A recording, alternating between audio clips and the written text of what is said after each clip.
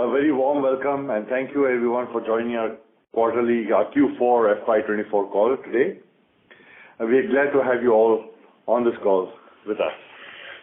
I will briefly discuss some of the key quarterly and full year highlights, while Sandeep will provide an update on the financials, after which we will open the floor for Q&A. We are happy to end the Q4 FY24 on a healthy note. Our revenue increased by 11.8% and EBIT increased by 27.8% on a quarter-on-quarter basis. For the financial year 24, we witnessed a revenue growth of 6.2% over FY23 and were able to maintain double-digit EBITDA margins at 15.7%. We added 10 new customers during the Q4 of FY24. Our digital experiences margin has taken a hit during the year. However, we have eliminated the loss-making projects. Therefore, we will see an improvement in margins through the course of the next financial year. Our digital technologies margin should also improve for multiple reasons. One, we have installed a new leadership team and implemented several cost control measures. Two, we are putting a greater focus on hyperscalers. And three, we are foreseeing a growth in revenues from our intelligent automation products. Last quarter, I had updated to you that Datamatics featured in the Forbes Asia's 200 Best Under a Billion Company. I am happy to share that we are now part of Dun & Bradstreet's list of top 500 value creators. It is a recognition for the value we have created for all our stakeholders, as well as our outstanding corporate performance over the years. I am happy to share that we have recommended a total dividend of rupees 5 per share, that is 100% of the face value of a 5 rupee each for the year ended March 2024. As we step into financial year 25, we will continue to focus on the Western markets, strengthen capabilities along hyperscalers, and penetrate deeper into existing accounts. In line with this, we recently acquired Dextara Digital, a platinum-level provider of Salesforce services. Dextara acquisition aligns with our growth strategy of focusing on hyperscalers and the US market. Dextara brings an extremely capable management team and a broad clientele across industries that is of specific interest to us. 25% of Datamatics customers use Salesforce as a platform, and with Dextara's strong credentials, we will be able to service our customers better and look forward to helping them go deep in Salesforce. For financial year 25, we remain bullish on the opportunities that artificial intelligence presents to us. We have stepped up our investments in AI and are working closely with Microsoft and Google. We have built our own customizable small language models and copilots, and we will be showcasing these capabilities at various industry events in the coming year. We have also built an AI framework for our digital experiences business. Through the financial year, we have executed 10 projects in AI. Furthermore, we have incorporated Gen AI in our intelligent automation suite of products and have rolled it out to over 30 customers. On a separate note, we have strengthened our management team and inducted several senior members into the organization. We will continue to augment the team through the course of the next year. We see the Western world slowing down on their technology and outsourcing spend due to the uncertain macroeconomic environment. However, we expect a growth of 7 to 8% while maintaining the current margins for the next financial year. I take this opportunity to thank all our stakeholders, including employees, customers, and shareholders, for being an integral part of our journey.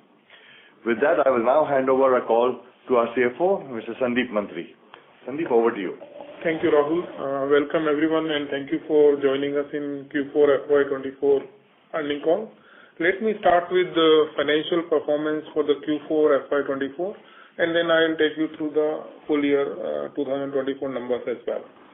Our Q4 FY24 revenue stood at 412.7 crores, which is a growth of 11.8% on a sequential basis and a marginal drop of 0.9% on a YOY basis. Our EBITDA for this quarter was at 64.7 crores, which is up by 22.8% on a sequential basis. Our EBITDA margin for the quarter was up at 15.7% as compared to 14.3% in the last quarter. Our EBIT for the quarter was at 55.9 CR, which is up 27.8% on a sequential basis. EBIT margin was at 13% as compared to 11.8% last quarter. Other income stood at rupees 15.9 crore, grew by 49.7% sequentially, primarily due to investment income and sale of Nashik property. PAT after NCI was at 52.5 crore, which is up by 27.2% on a sequential basis and down by 12% on a YOY basis. Our EPS for the quarter was at rupees 8.9 per share, which was higher than last quarter, which was at 7.01, but lower than last year same quarter, which was at 10.13 per share. Talking about segment-wise revenue performance, our digital operations revenue was at 202.4 crores, which is a growth of 26.2% on a sequential basis and 8.1% on a YOY basis. Digital operations EBIT margin was at 23.5%, and its contribution to total revenue was 49%. Our digital experience revenue was at 61.8 crore, which is a growth of 7.4% on sequential basis and 3.8% on YOY basis. Its contribution to total revenue was 15%. EBIT margin for digital experience business was at 11.8%.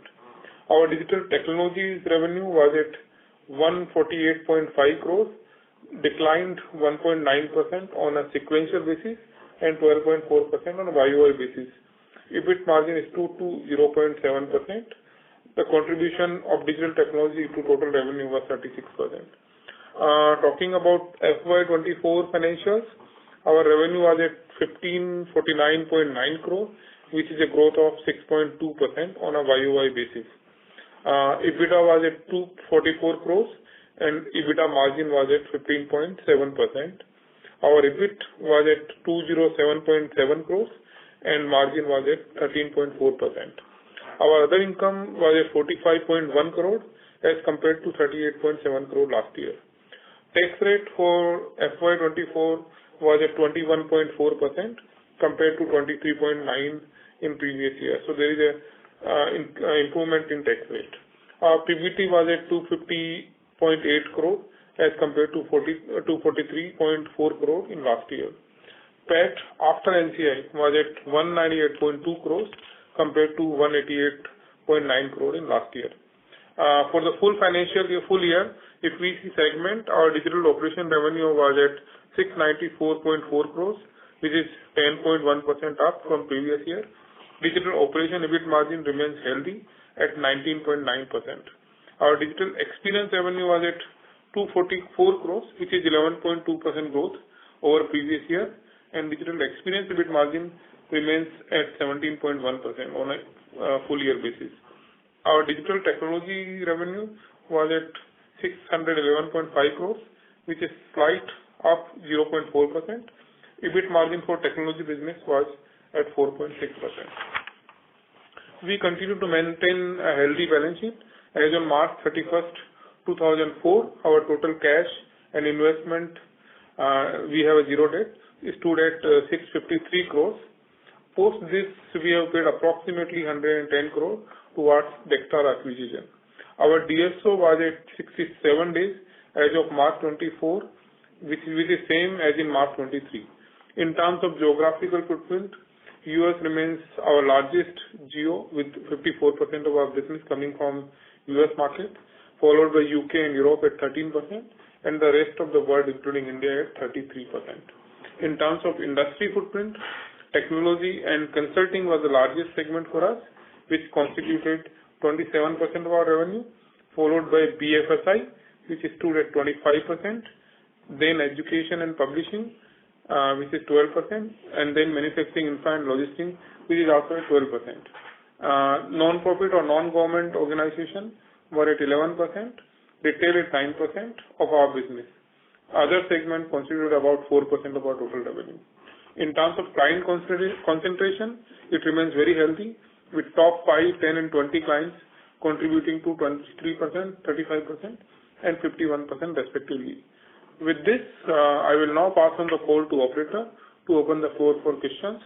Thank you for your patience and continued interest in Datamatics. Operator, please. Thank you very much. We will now begin the question and answer session.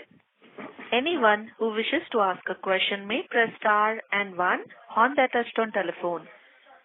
If you wish to remove yourself from the question queue, you may press star and two. Participants are requested to use handsets while asking a question. Ladies and gentlemen, we will wait for a moment while the question queue assembles.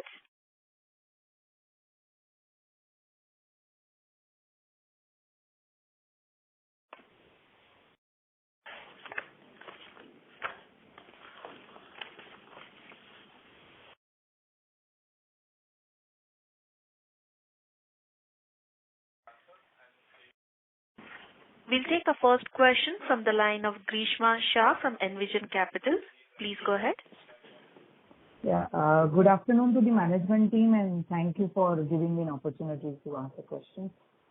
Sir, curious to know why in Q4 the digital technology division has seen such a sharp drop in margin? Yeah. So primarily, as I mentioned in my address, that we have invested very heavily on the AI space. So that is an important element. We built our own small language models. We built co-pilots. We built frameworks for our digital experiences. So that's really consumed a fair amount of monies, and therefore you see the margins drop. As you know, we don't capitalize any of the IP development that we are doing. So that's the primary reason. And you also mentioned that some of the low margin clients you have done away with. That is in the digital experiences space. That is in the digital experiences. Yes. Okay. Is that the reason that our collections have improved this year compared to last year? Our current collections are steady, 67 days last year as well as this year. So it remains steady. Of course, quarter by quarter there's some degree of fluctuation, but by and large it's steady. Okay. And Dextara will be incorporated or included in our numbers from Q1? That is correct. Yes. Okay. How much more money will there be there in the payout? 110 crores already given. Yeah. So the balance payout is based on certain performance parameters. So it depends on them hitting certain targets. But it could range somewhere around 60-70 crores depending on performance. Okay. Okay. And we also have done some small acquisition of 23% remaining in a JV. What is that? So we had a small joint venture which was focused on Salesforce. But after we acquired Dextara, we felt we did not need another entity also focusing on Salesforce. So we acquired that and we will roll this piece of business into the Dextara business. Okay. So was that like a very big... No, it was a very small joint venture because we wanted to start the Salesforce business, so we formed a JV and that started doing business. But since we acquired Dextara, we did not want to have two different entities doing the same Salesforce business. So we acquired that 23%. It's now 100% subsidiary of Datamatics, and we merged the business with Dextara. Okay. And sir, 70% growth guidance is with Dextara or without Dextara? It is inclusive of Dextara. So organic growth, I would expect approximately 4% and about 4% will come from Dextara. What is it that you are picking up from the environment where, because we are just growing 3-4% organic? Yeah, so right now we do see a slowdown in the world and in terms of outsourcing and in terms of technology spend. And if you see many of the companies, they're looking at a very slow single-digit kind of growth numbers. So yeah, so we are seeing that slowdown, and we expect that we will grow organic about 4% and Dextara will contribute about 4%, which is inorganic, so totaling to about 8% top line growth. But Dextara will also continue to grow because it's on a smaller base and it's a faster growing company. That is correct. That is correct. But we've just acquired them. They've presented the plans. So So if they hit the plans, we should exceed it, but that needs to be seen because it's only been a month and a half since we acquired them. Okay. And next year, tax rate would be? Tax rate would be more or less same, Grishma, which will be between 20 to 22%, like last year. Okay, fine. Thank you and good luck. Thank you. Thank you. Thank you. Ladies and gentlemen, to ask a question, please press star and one on your phone now. We'll take our next question from the line of Nikhil Puktani from SMC Family Office. Please go ahead. Good afternoon, sir, and thank you for giving me the opportunity. So my first question is on the pipeline. Like in the quarter 3 Concall, you said that we had a pipeline of 245 million. Yeah. So what is the pipeline right now? So the pipeline is slowing down, and right now it stands at about 200 million, and we can see that slowdown happening. And that's why we've been also a little soft on our projections for growth next year. Okay, sir. So, but we have increased our spending on marketing and sales, right, sir? So how is that playing out? We are increasing our spend on sales, not so much on marketing. We had done that, and we are seeing an uptake on the product business. We are seeing an uptake in the AI space. We see a very strong pipeline also on the digital experiences space. However, the technology space, the pipeline is a little soft. Okay, sir. And my question is on the ASP front. Like there is a lot of rebuilding happening in the United States. Yes. Infrastructure. So, sir, how are we targeting that? Are we eligible for those big orders or something like that? Do we have some kind of criteria? Yeah, so there are 3 segments in the US. So one segment is the road transport. One is the rail transport. These all use fare collection. So our fare collection solution will go for all of them. So one is the road transport, one is the train transport, and the third is the metro. So we're not targeting the trains. We're targeting the metros and the roads. And road means buses and things like that. And in the metros, there are multiple segments. So the top ones, like you have Chicago or New York City, those deals are very large. There are $500 million plus deals. We will not qualify for those deals. Then there are multitude of deals that are between $10 to $40 million. Datamatics qualifies for those deals very well. And there's a third segment which is sub $10 million. So we would qualify for that anyway. But we are looking at those, 10 to 30 million, $40 million deals. That's the segment that we are targeting. So we've got a decent pipeline there. And as far as India is concerned, we have bid for Pune Metro, and we are currently evaluating Mumbai Metro line 4, 5, 6, and 9. So yeah, so as we bid for these, Pune Metro has already been bid for. The others we are sort of evaluating. So as we bid for these, the pipeline will certainly become much stronger. Okay, sir.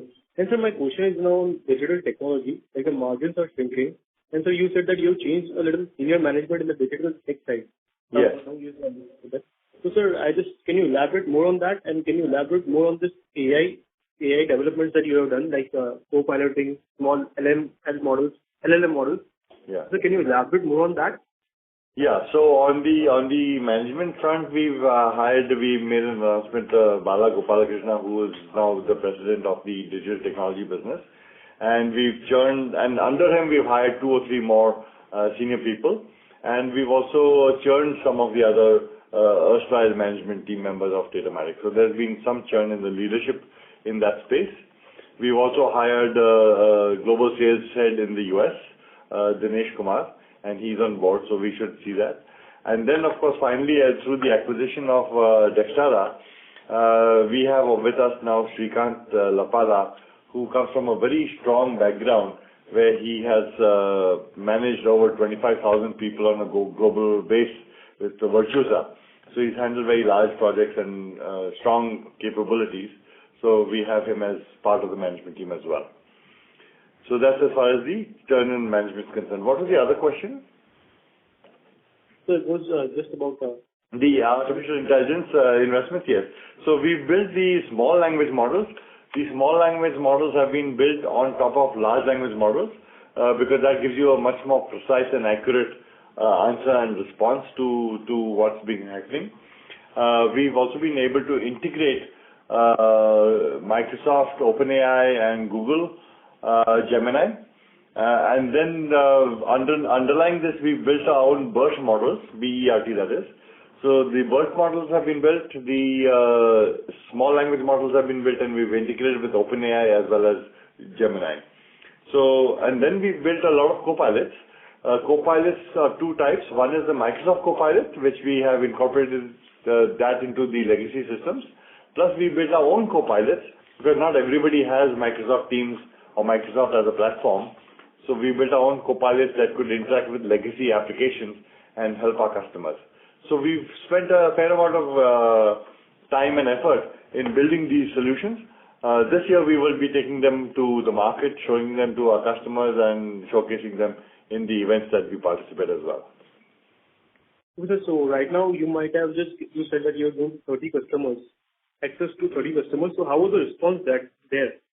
So response has been fairly decent. They are still dirtying their hands so they started using it. We piloted it, so we rolled it out. This is part of our TrueBot and TrueCap products, and we've incorporated it, rolled it out to these 30 customers. We're right now collecting feedback.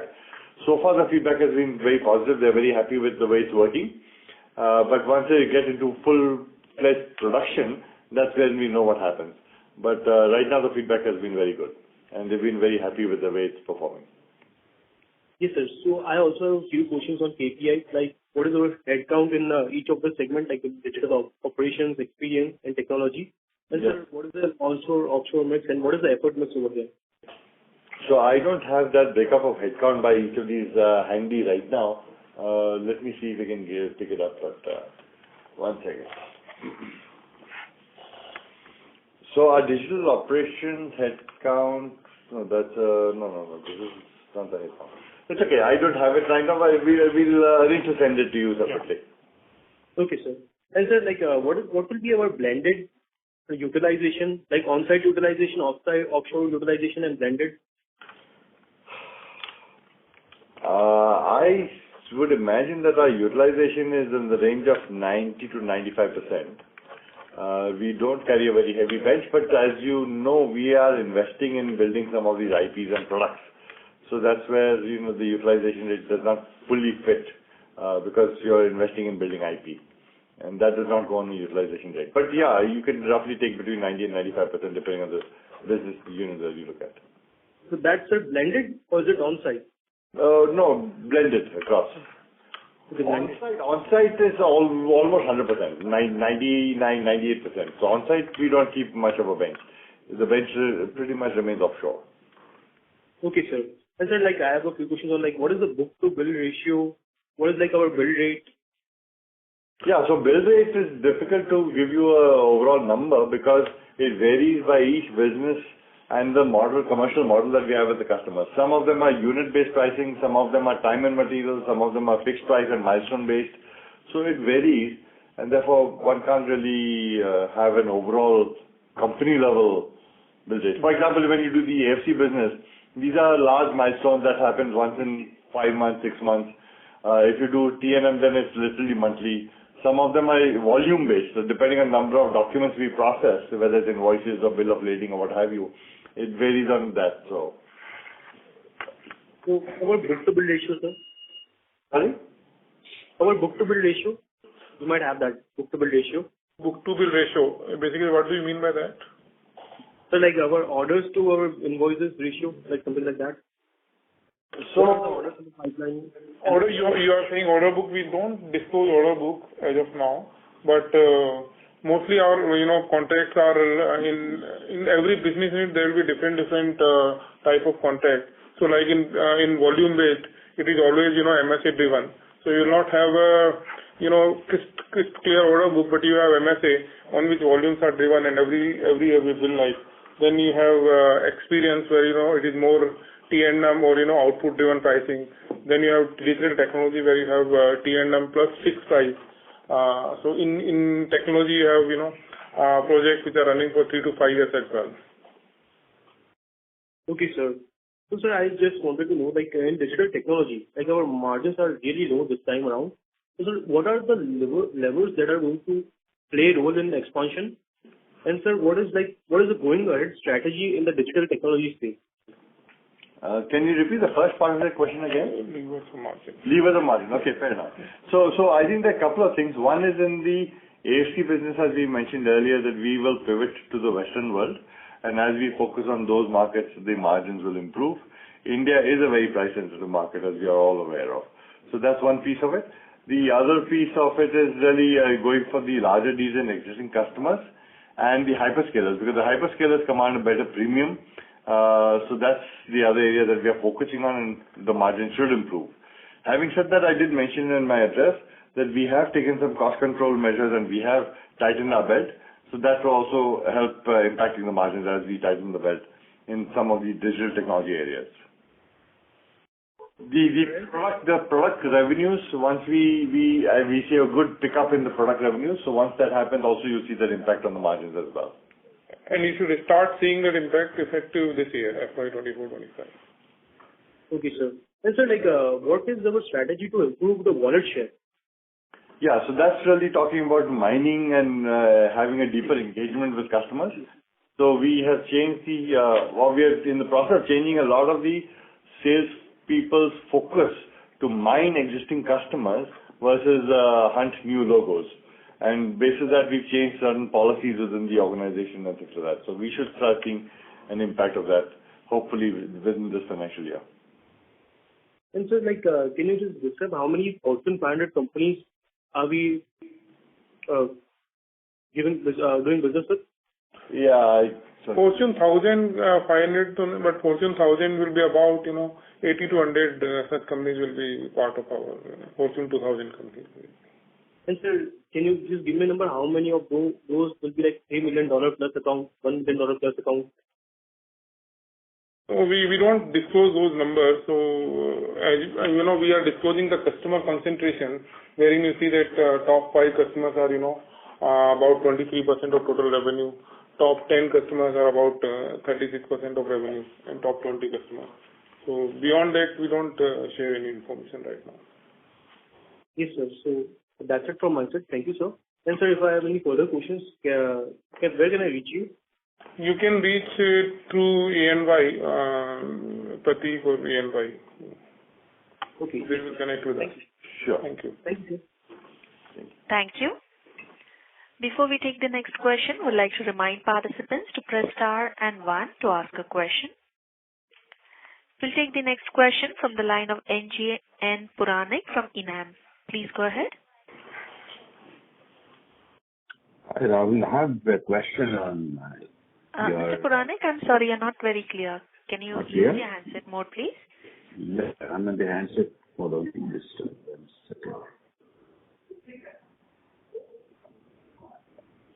Is it better now? You can proceed with your question. Yes. Can proceed? Okay. I have one question on, if you can elaborate on Dexter. Actually, the founders of Dexter is so we have a large company, sales organization building, delivery organization. So how do you use that experience and their own ability in building SFO, partnership into Datamatics, reorganizing the Datamatics sales organization and focusing on large deals in your organization? So if you can give more color to that, because that's what's important from a long-term perspective. How do you use their ability to construct a more tangible sales force within your company? Sure. So there are 2 or 3 things happening with Dexter. So one is that they were a relatively small company when we acquired them. Total revenue is about $7 million top line. But the people who come there, they have experience with working with large customers and large projects. So the management team has very strong capabilities. It's just that because they were small, they were doing smaller projects. So a couple of things happen. One is that with Datamatics, they can themselves bid for larger projects because now they'll be eligible for larger projects. Point number 1. Point number 2, Datamatics itself had a very good pipeline in Salesforce. So with this team coming in, we would be in a position to convert a lot of that pipeline. Last year and year before, we could not convert many because we didn't have the credentials. But Dextara has the credentials and they have the team who done these large deals. So therefore, they will be able to close several larger deals that we bring to the table. The third is that we have a team that's focused on the relationship with Salesforce. And as we were focusing on the hyperscalers, there is a team in Datamatics that focuses with Microsoft, with Crowdbotics, with OutSystems, with Salesforce. So that team will engage with, so Dextara and our team will work together because we are engaging with Salesforce directly. Okay. So the third is that as we bid for some large deals, we will use the expertise and experiences of the Dextara team to be party to that whole program and go along with us in building it. The last element is that we are now conducting a sales enablement program in the US. So this entire team will be flying down to the US as well and working with our sales team on how do we target these large deals, how do we leverage existing relationships to get the $5, $10, $20 million deals. And their experience is in what vertical in sales? So right now as Dextara, they have a deep expertise in Salesforce, but the team that comes has a lot more expertise because in the BFSI, I think they have. Yeah. BFSI manufacturing, they've done a lot of work there. So they'll be able to, have you worked on the probable pieces that you can work with, because these guys will have a large, Fortune 500 company experience working with them. So you are planning some of those. Yeah. So as I mentioned, we are having a meeting on the 1st of this month, the 24th of this month in the US, where we will have all the discussions. Yeah. So the first, since we acquired them only on 1st of April, the first 1 or 2 months was more settling down, getting the administrative things in place, HR Connect and all of that. But now we will get it plugged into the sales. And how many from Virtusa sales you are getting here? Their sales team is thin. The sales team is about 3 odd people in the US. 3 odd people. So there were only seven people, but it's not the sales team as much as the management team. The management team is a very strong team. The Srikanth and company. Yeah. Srikanth and 1 or 2 people under him. Actually, 3 or 4 people. Yeah. And the other thing is about you talked about the small LM.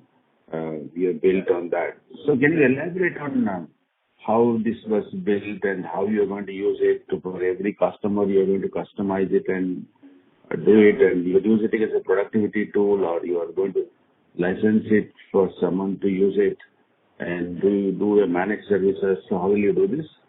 Yeah. So we will. So fundamentally, in a layman's language, large language models are trained on billions of parameters, 500 billion, 1.7 trillion parameters, things like that. Correct. So they are general purpose models that can pretty much do everything.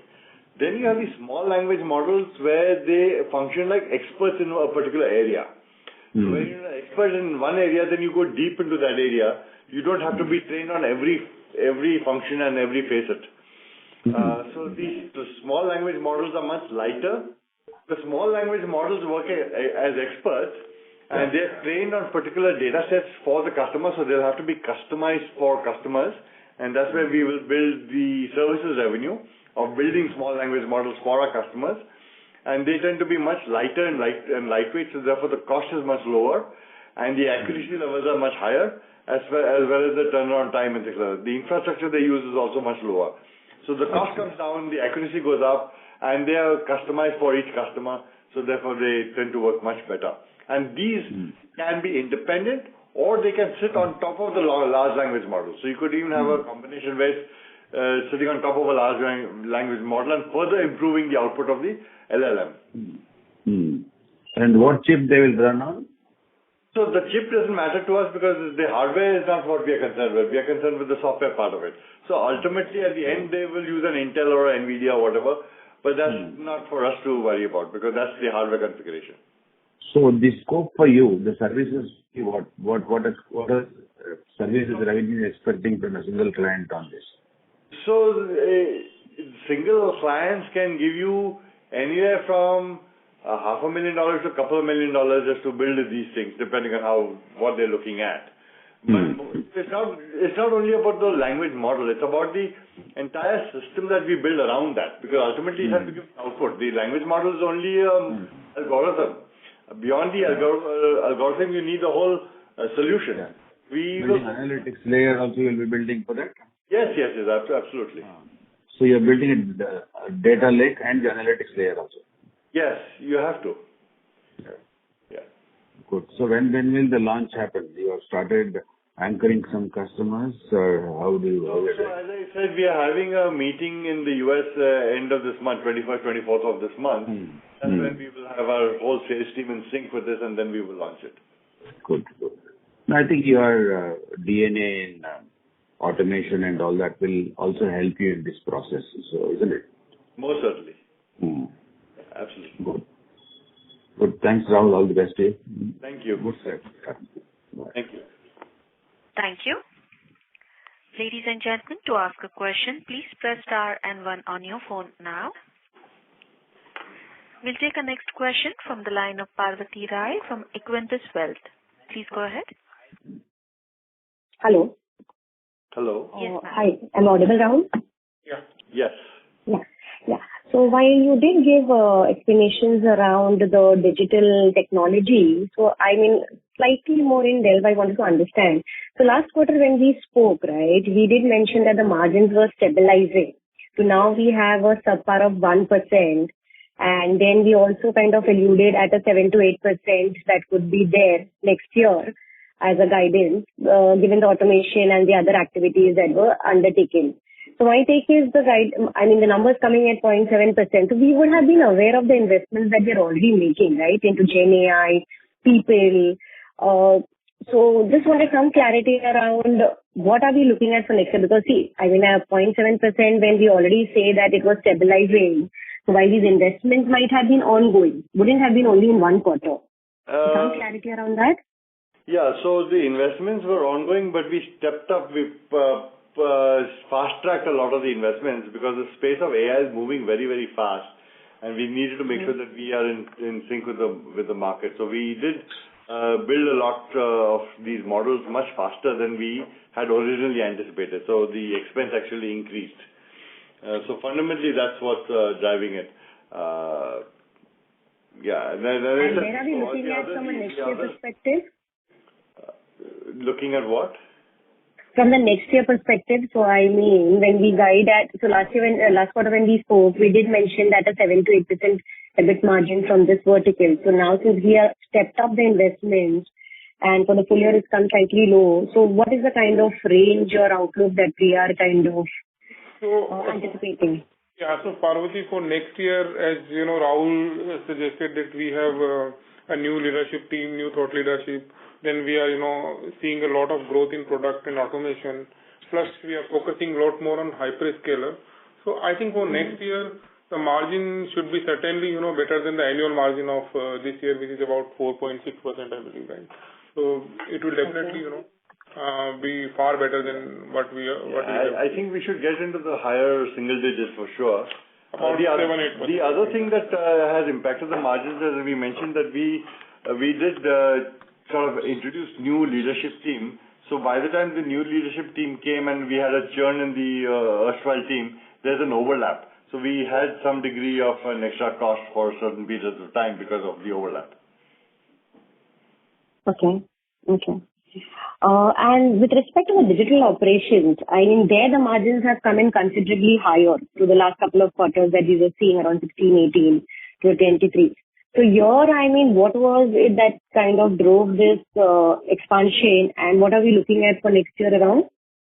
So what it does happen in Datamatics in particular is the digital operations piece tends to have a spike in quarter 4. And some of the expenses of that come in quarter 3. So Q3 tends to be a little softer. Q4 always tends to spike.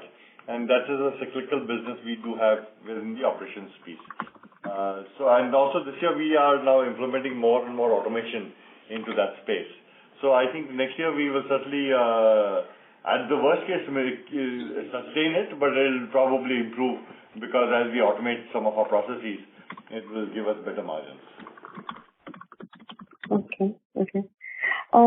And with respect to sustaining at the console level, the margins that you've guided for, so kind of building in the acquisition, Dextara, so which is at a 16.5% EBIT margin. Correct. So I'm just trying to understand, will it be dilutive? I mean, will Dextara from 16 further go down when we have the synergies in the first year, or how would that be? No, Given some of the other investments that you're making. So Dextara will be margin accretive because they are at 16.5%, Yeah. and we are at about 16.5%.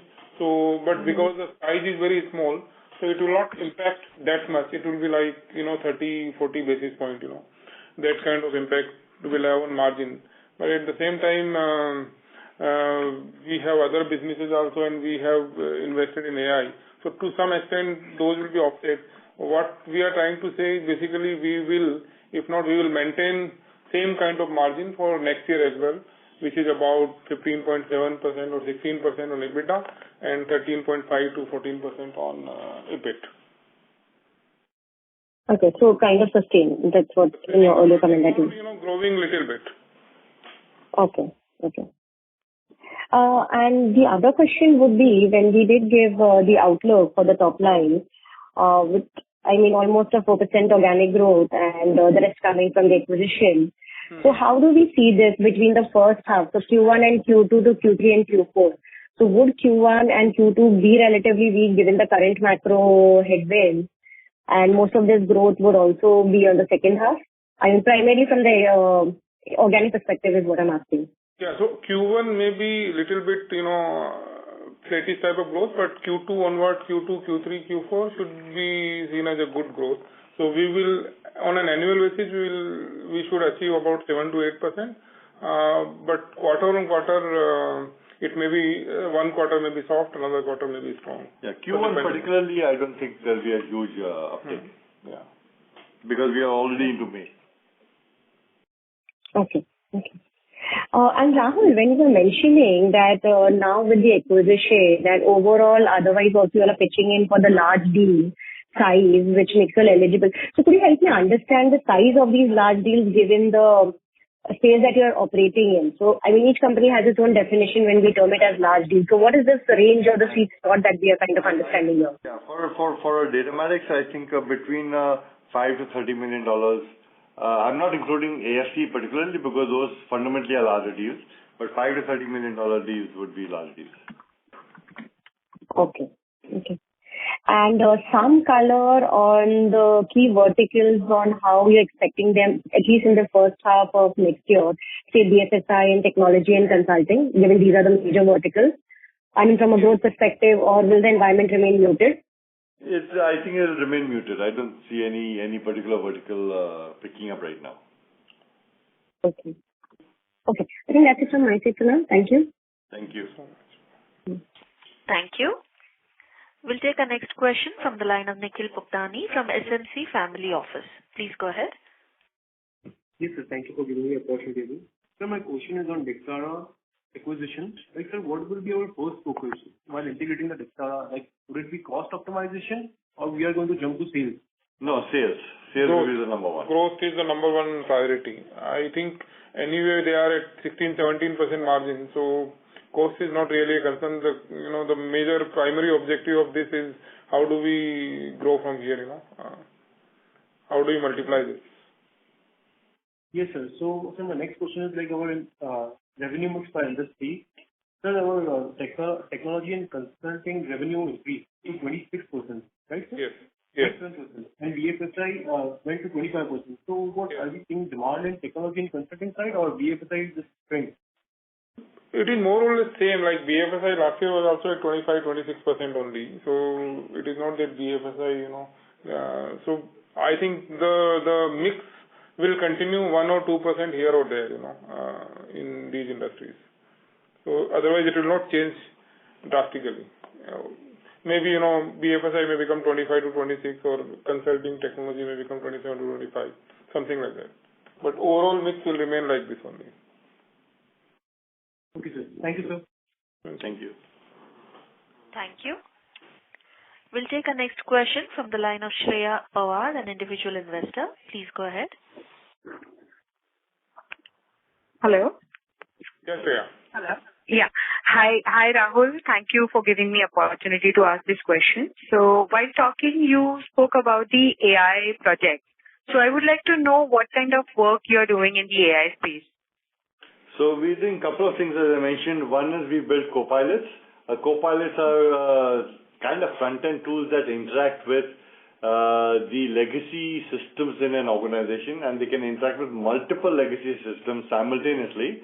So you can, for example, just to give you an example, if you are a bank and you have got your own core banking and your other applications, and somebody says, I want to know what is the history of this person in terms of his loan that he's drawn. So it can query all the legacy systems, look at his account balance, look at his loans he's taken, look at his payment schedule, and give you the answers in simple English. So you're interacting via simple English, and the LLM and the Gen AI is working behind to mine all this information and give you the kind of answers you're looking for.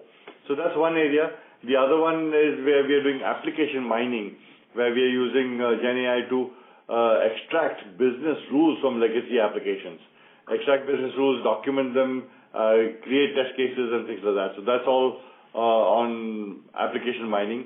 The other areas is, as I said, talking about these small language models and large language models.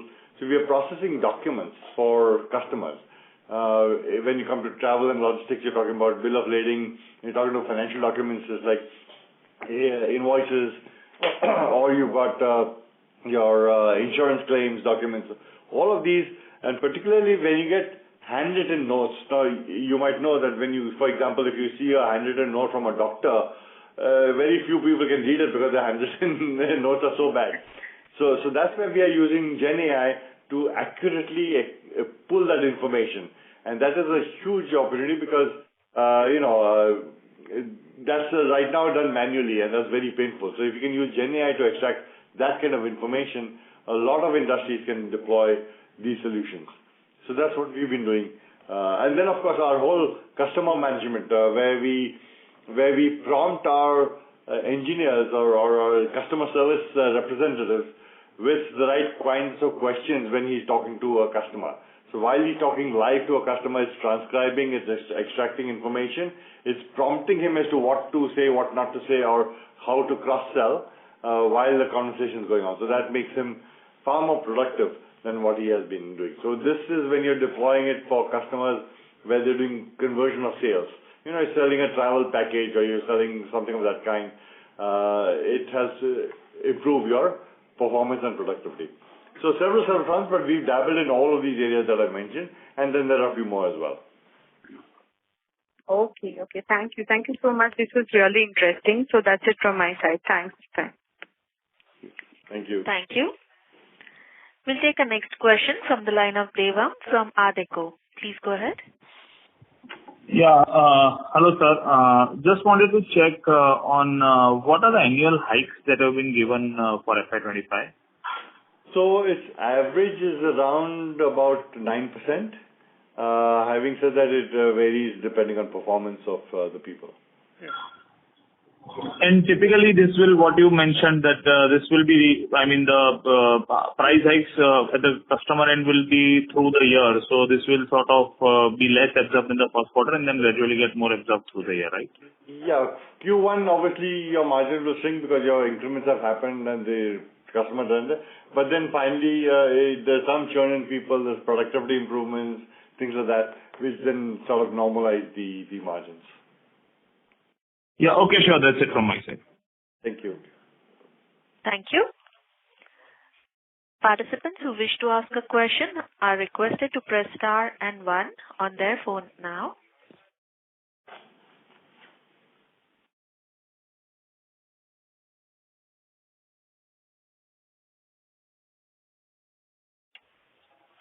As there are no further questions, I would now like to hand the conference over to the management for closing comments.